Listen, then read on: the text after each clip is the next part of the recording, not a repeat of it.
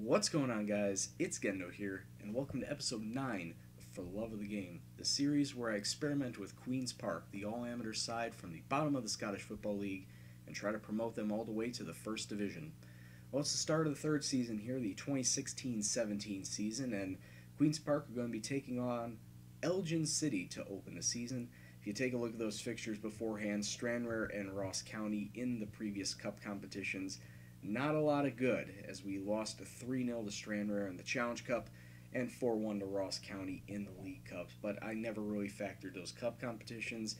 We're not going to win any cup competition here where that's not the focus. It's all about the league and all about if we can get promoted up through the league. So those results aside, you may be taking a look at wondering, didn't you show Elgin City were in the League One last season? And yes, I did, actually. But last season, East Fife went on a tear. They defeated me to get into that position, and then defeated Elgin City to gain promotion up into League One. So Montrose and Elgin City are back down into League Two, and they're going to be the two new teams that we're going to be facing off in this season. Elgin City and Airdrie are going to be the two live com episodes today, so hopefully we can get off on the right foot and pick up a couple points at the very least. But before we get into that, let's take a look at some of the dealings that have been going down during the off season. And unfortunately, we lost two of the players that, quite honestly, I thought were going to be gone, in Bernard Cole and Dean Horribine. Bernard Cole going to our fierce rivals Clyde, and Dean Horribine getting picked up by Stranraer. Didn't actually factor in all that much during our match. He only picked up a 6.6 rating, no goals, no assists. So I don't know. Maybe he just didn't factor in to the side, or just had a bad day that day. And then Craig Watson, 21-year-old center back who just was not fitting in my side. There were so many better center backs I could have used. So, and he was getting pissy at not playing. So I just decided it was better to release him. And now looking at the ins, and I'm going to say right off the bat, these two that we actually picked up from teams, I'm not even going to click on them because they're no longer with the team anymore. Chris McDonald from Nairn County in the Highlands League, gave him like a couple weeks trial just to see how he was, and completely fell flat on his face. And Ross McLean from Motherwell, he was a winger that we loaned in since Motherwell are one of our parent clubs. Wasn't going to factor in the side, just completely low stats and whatnot. So, yeah, he was not going to fit in our side at all.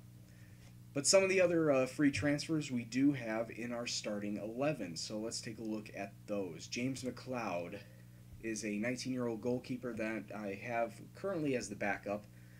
Not bad in terms of shot stopping and communications. Speed's a little on the low side. Aerials on the low side as well. Pace definitely could do a lot better. There's 6 pace, 7 acceleration, and they're only going down.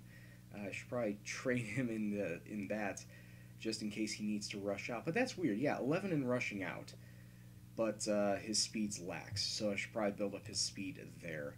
You may remember this guy from our very first season. Craig Anderson has come back to the club. Center mid has decided to come back and try and rekindle some of his previous glory.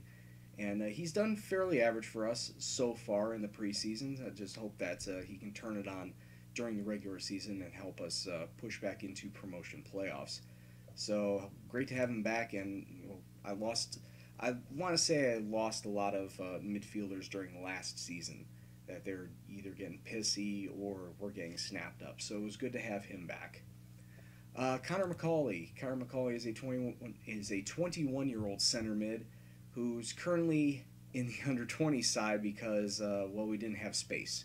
So I put him down there, and he's a very competent backup, but as of right now, I have better options in the midfield. So I'll put him in the youth side for the next year and train him up and see if he can't get any better. Johnny Lindsay is a 23-year-old left back, essentially replacing Bernard Cole.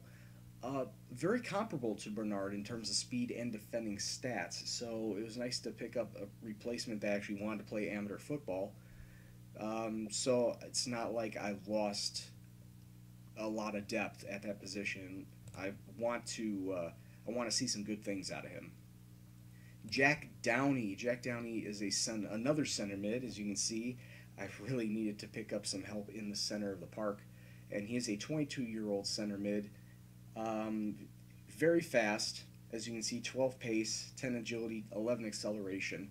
Not using him for his goal scoring ability, even though he did bag the lone goal in the Ross County match. I just want to see him dictate the pace and try and run the ball up and down the pitch, trying to confuse opponents. So that's why I want to use him as, like, it says advanced playmaker, but I'm going to try box to box to see how that works. If not, then I'll go to advanced playmaker. And then finally, Gary Kenneth is a center back, and he's a very tall center back, 6'4". So you have the jumping reach, you have the high heading stats.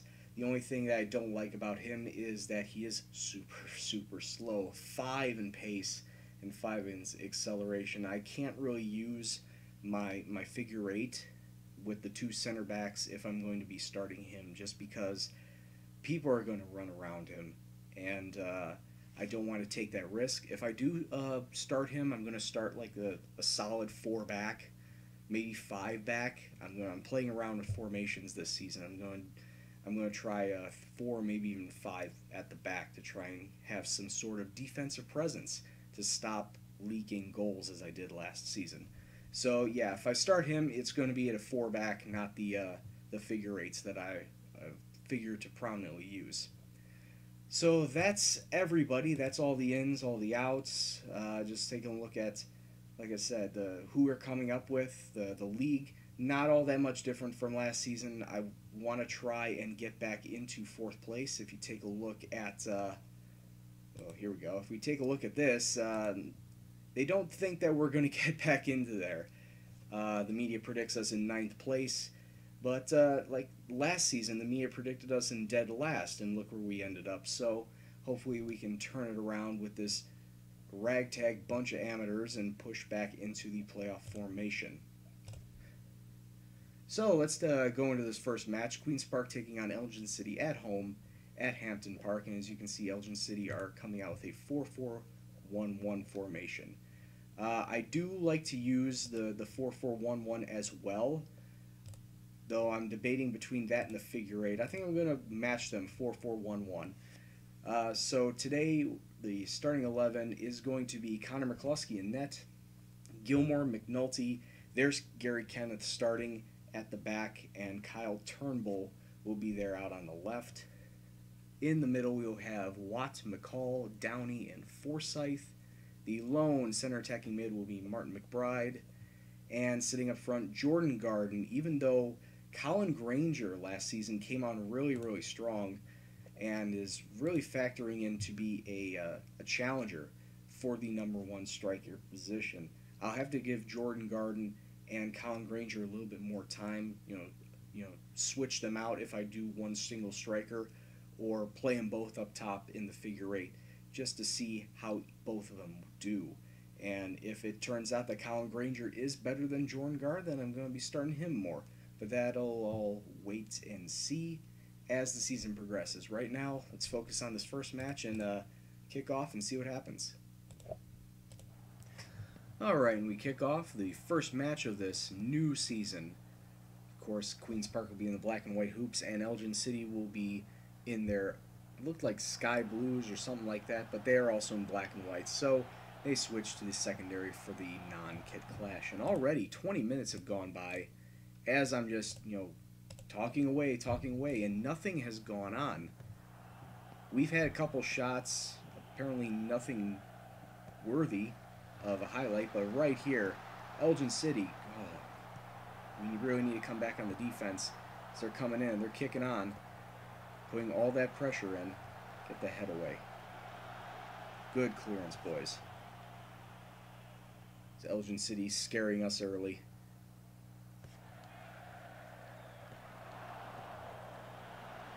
I was going to say, this is, hold on, this may have been bad for me, because I thought I originally had this on counter. This is more of a counter formation, not an attacking formation.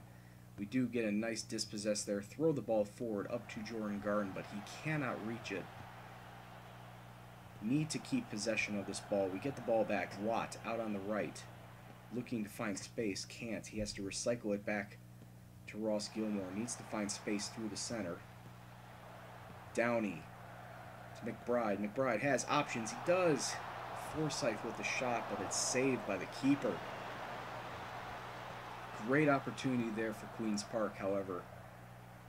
No chance. Maybe before the half we get Graham Forsyth. Jordan Garden. Oh, weak shot. Easily picked up by the Elgin City keeper. And that's another chance that just goes begging. We could be up right now. Forsyth with a free kick. It goes into the box. Oh, McNulty. McNulty off the spillage. Putting Queen's Park up right before the half. 1-0. A goal from an unlikely player. And he's on a yellow too, so I got to watch out for him. And also, like I said, Jordan Garden. He's a little knackered. So I'm going to sub in Colin Granger for him. Just because I don't want to take any chances, and like I said, I want to try and play them both to see who does better. So, yeah, things are going well, but you can do better. Defense, you can do better. Midfield, I'm happy with your efforts, and striker, you can do a lot better. I shouldn't have even said that because I just brought on Colin Granger. So that was completely worthless. Alright, so just about an hour gone. Not much happening. Oh, Elgin City, get the highlights. Oh, jeez, uh-oh. This is not good. Good double save by McCluskey. That ball just wandering in front of the goal mouth. Could have easily been shot in by Elgin City, but two good saves by McCluskey there, helping us out. Alright, 15 minutes left in the match. I'm not taking any chances. Do I have any other center backs? It doesn't look like I have any other center backs, so I'm going to have to play Craig Anderson as a center back, even though he's a center mid. And then Graham Owens is going to come on for Downey. And that'll be all three subs. So 14 minutes left in the match, all three subs in. Should probably tell the team to tighten up. A lot of T's there. Tighten up, don't let Elgin City come and hit you on anything. Stay back, drop deeper, 3 minutes of stoppage time. 1 minute of that has come and gone, but we need to keep possession of this ball. Gilmore tried to cross the pitch, but nobody was there. And here come Elgin City on the counter. He gets behind us. Oh, McCluskey, what are you doing? Oh, what was the AI thinking? McCluskey, the ball was 2 feet in front of you. Why didn't you pick it up? 3 points snatched away by a stupid defensive error, and this match ends 1-1. It should have ended 1-0, but the game had other things to decide on and said, nope, you're not getting a win today, you're getting a draw. So I'm far from pleased by them not closing it down. They had great chances in the first half. Could have easily put 2 or 3 past that keeper, but in the end it's only 1, and it wasn't good enough. Look at that, 13 shots to their 5. And they get 1 at the very death of the match. So, not too pleased. Not too pleased with how this started. But we just need to pick it up in the Airdrie match. So, I'll be right back for that one. Don't go anywhere. We'll be back for the second match at Airdrie. Alright, and we're back. Airdrie taking on Queen's Park in the second match of the season. We're going to be at Airdrie. As you can see, Excelsior Stadium. 1,317 tickets out of a 10,000 seat capacity. That's okay. They're going to be playing a 4-5-1, a little bit defensive formation. I'm going to stick with the 4-4-1-1. A little bit of rotation needs to happen, though, as Gary Kenneth is going to come out for Andy McLean. Jordan Garden is going to make way for Colin Granger up top. Martin McBride is probably going to have Ciaran McElroy is going to sit up in the cam position, and everyone else looks like it's going to stay the course. I'm having thoughts. McCall or Owens? McCall or Owens? We're going to go Owens. Owens in form for McCall this time around. Everyone else looks like that's how we're going to do it. Alright, so this is going to be the starting 11. You have McCluskey, Gilmore, McNulty, McLean, Turnbull. Actually, yeah, now I'm having second thoughts. Turnbull or Lindsay. Well, Turnbull's faster. So I'll go with Turnbull, then Watt, Owens, Downey, Forsyth in the middle, McElroy, and Granger. So we'll go with this, and hopefully we can eke out a win this time after it was snatched away from us in the last match. Alright, we kick off. We're going to be in all red kits today, apparently because black and white clashes with white and red. But whatever, no matter. Once again, I'm talking away and 20 minutes have gone by. A lot of nothing has gone on in this match. Airdrie only getting one shot to Queen's Park's none. And it looks like if it holds up like this, there's going to be absolutely nothing in this first half as we come to halftime 0-0, a whole lot of nothing. And I bet you even if I put it on extended, it'd still only give me one or two highlights because they're just up and down the stat sheet, nothing. Absolutely nothing. Let's take a look at that. One shot total between the two teams, and that was on target.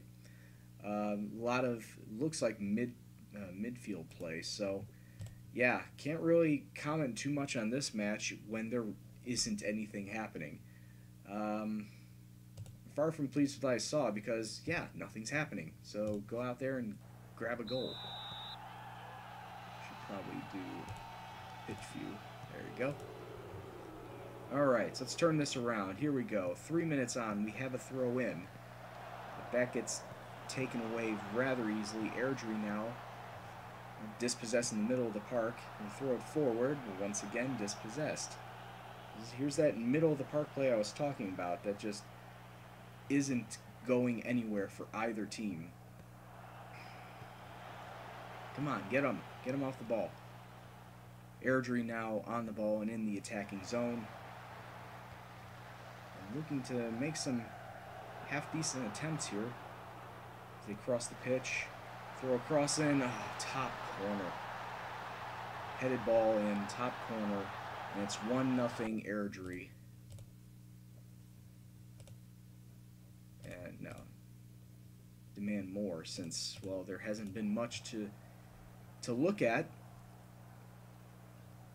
And seeing the first highlight of the game being a goal, you're already going to figure out there's not going to be a lot of those. We get a highlight. Forsyth whipping the ball in.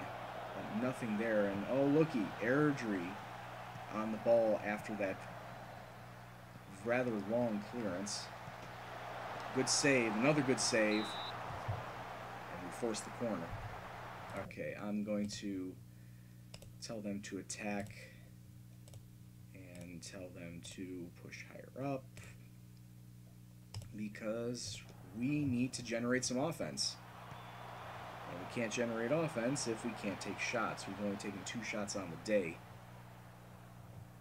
Here we go. Throw in deep in Airdrie zone. Here we go. There you go. Colin Granger getting his head to the ball and knotting the match up at 1-1 just before the 70-minute mark, and I probably should bring on some subs. Downey's going to come out for McCall, and can I do anything else? I can't really. Turnbull is going to make way for Lindsay because he hasn't fared well at all today. So they're going to make those 2 subs right now, and then at 75 or 80, I'll figure make the third one if nothing has changed. Not 2 minutes later, another highlights. Oh, and it's going to Airdrie. Good. Oh. Come on, defense. Can't let that happen to you. 75 minutes gone. We start playing up the wing. Now we throw it into the center. McCall finds Granger, who's being tracked backwards. McElroy to McCall. Trying to find space through the center. Can't find anybody. Lindsay has options in the center, and it's McElroy. McElroy with the header in, and that puts Queen's Park up 2-1 with just 13 minutes left to go in this match, and we need to make some subs. Craig Anderson is going to come on for McNulty, just to have someone in the back. And make that a counter. Take away, yeah, I was going to say take away that. Take away play wider, take away push higher up. Don't pass in space, don't be more. None of that, none of that. Play narrower, drop deeper. With just 8 minutes left in this match, can we secure our first win of the season? 3 minutes of stoppage time have come and gone for the most part. Anderson, free kick from long range, sails over the crossbar, and that should be it. Full time. Queen's Park getting their first win of the season over Airdrie, 2-1. To be quite honest with you, it should be the second win out of 2, but going undefeated so far. Good win. Good win, guys. And the season is off to a great start. Look at that. Win and a draw. Like I said, could easily have 2 wins, be tied with Stenhouse Muir, but you know, that's in the past now. As we look forward to future matches, should probably come back, definitely want to come back against Clyde. The big derby between Queen's Park and Clyde needs to happen, needs to be caught on tape. So we'll double live com against Albion Rovers and Clyde here in the middle of November. That'll be our next episode. So until next time, I'd like to thank you very much for watching. If you like what you saw, please hit the like button and subscribe if you're new. Comments, suggestions, questions, anything else, please leave in the comment box below. But as always, this is Gendo, and I'll see you in the next video. Take care, and peace out.